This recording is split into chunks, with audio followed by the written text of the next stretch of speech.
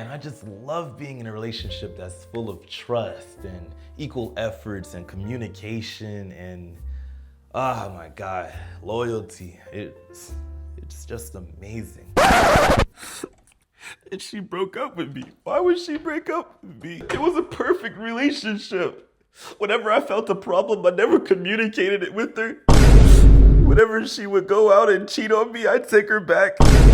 Whenever we break up and come back and break up and come back, I thought we were strong. Even when she wasn't showing me love, I gave her everything. I showed everything. How? How did she break up with me? No, man, that's, again, toxic. Hello, how you guys doing? Welcome to the channel. I'm Keontae Gilliard, also known as Cali KG, and today we're talking about 5 more toxic relationships that you guys might not want to be a part of. In the last video, we talked about the controlling relationship, the manipulative relationship, the narcissistic relationship, the codependent relationship, and the abusive relationship.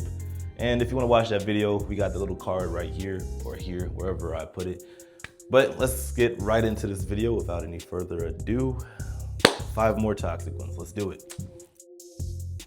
So a passive-aggressive relationship is basically a relationship where a person or the partner doesn't necessarily want to communicate with each other, so they kind of use a sarcastic tone whenever they're, I guess, talking to each other. Passive-aggressive relationships also, I guess, intentionally try to be vague in order to, I guess, get their partner to pry the answer out of them. And communication in a relationship should not be like that. That is what you call messed up. If you have to dig for someone's knowledge and dig and dig and dig when they're not giving it to you openly like a relationship probably should, that's not good. Another thing that a person in a passive-aggressive relationship can do is intentionally forget to do something. That's being passive-aggressive in a way. You're acting like you're so innocent, you forgot and blah, blah, blah, blah, but in reality, you did it out of spite. That's messed up, man. Really, it is. People in passive-aggressive relationships also leave problems that are unsolved. Think about it though. If you're not able to communicate, then how are you gonna be able to talk about the problem that needs to be solved? You're not gonna be able to do it, it's impossible. No talking equals no communicating equals not problem solved, meaning resentment is going to be built, and you guys don't want resentment built because that is a killer of relationships. In essence, talk about your guys' problems. People are not mind readers, they will not be able to read your thoughts sometimes, unless you guys are just like that. A scorekeeping relationship is basically when 2 people in a relationship keep track of everything that they've done in a relationship in order to, I guess, one-up each other. For example, I bought my girlfriend a Valentine's Day card and she says, "Oh, you bought me a card? That's nice. Well, I'm gonna buy you a car." And now I'm like, wait, a car? Okay, fine. I'm gonna buy you a house. You see, that's nice in that example, but at the same time, even that could be toxic because you want to do things because it's genuine, not because you're trying to one up what the other person did. A little healthy competition in a relationship is nice, but when it gets to the point where the competition is your relationship, yeah, that's not where you want to be. So a scorekeeping relationship also has somebody bringing things up from the past. So basically, I did this in the past, so you should do this in the future. Present, in the present. If people are holding things against you, and I guess if the things that people are doing aren't genuine, and then they bring it up in the future so that you can do something in the present, that's a scorekeeping relationship. People in scorekeeping relationships also get kind of jealous of the other person's achievements. If your partner comes in and says, "Babe, guess what? I just made $11,000 in bonus today." That was a weird way of wording that, but anyways, I'm gonna continue with the script. What? $11,000? Great, I just made $12,000, so $11,000 is nothing. It can kind of make a person feel, am I not good enough?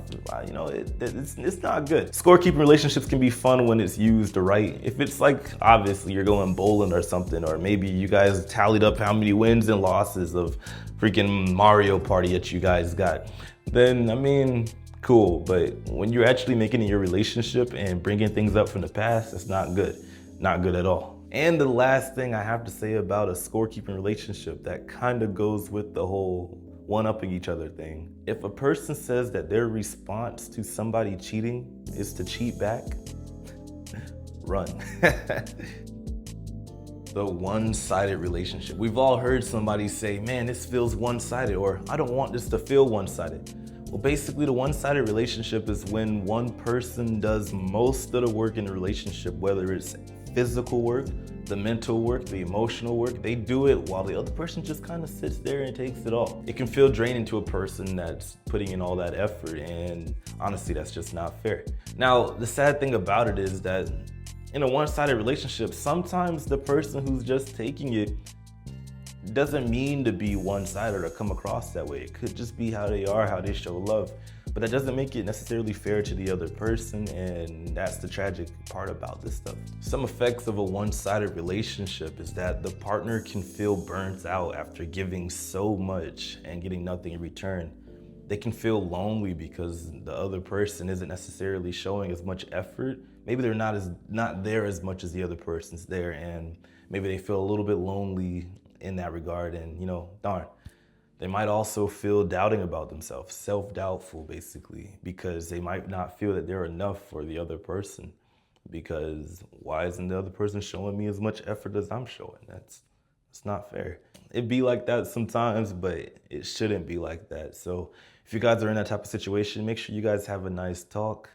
And if the person's not willing to talk, then you might be willing to walk. That was kind of clean. All right, that's right. I hate you and I never want to see you again. Fine, I hate you too. I never want to see you again. Get out of my face. All right, look, baby, I can't stay away from you for too long. I love you. I love you so much. I love you too. You're the best. Oh my God. Why did we ever do this in the first place? Let's just get back together and be strong. I can't stand you. Get out of my face. Now, what you just witnessed there in that short on-the-spot skit was the on-again, off-again relationship. You see, on-again, off-again relationships are obviously bad because it's like an emotional roller coaster. You're at your emotional high and then suddenly you're at your emotional low. It's when people get together, break up, get back together, break up, get back together, break up. And you might think, man, we're doing this because our bond's so strong. We're unbreakable. We can't stay apart for long. But in reality, the emotional effects that it has on a person and their psyche and stuff like that, it's pretty bad. For one, a person can feel like the problems aren't really being solved, because typically in an on-again, off-again relationship, they break up because blah, blah, blah, blah, blah. They spend some time apart and they can't leave each other, so they come right back together. That sounds all fine and dandy, but you guys are forgetting that you did not talk about the core problem, or you guys didn't fully resolve the core problem. So when you guys get back together, that little resentment that was in the past breakup is kind of still there. It's not squashed, and that's gonna pile up until the next breakup. And now you're not even just breaking up for that reason, you're breaking up for the reason in the past. An on-again, off-again relationship is kind of like an addiction of some sort. It happens a lot with two people that aren't necessarily good for each other, but there's some sort of factor that ties them in, whether it's, man, I've never had a person with this much money, or man, dang, the sex was just too good. It's something like that, and it brings people back together so much that, they rather settle for something that they're not compatible with than to break off and face the world alone.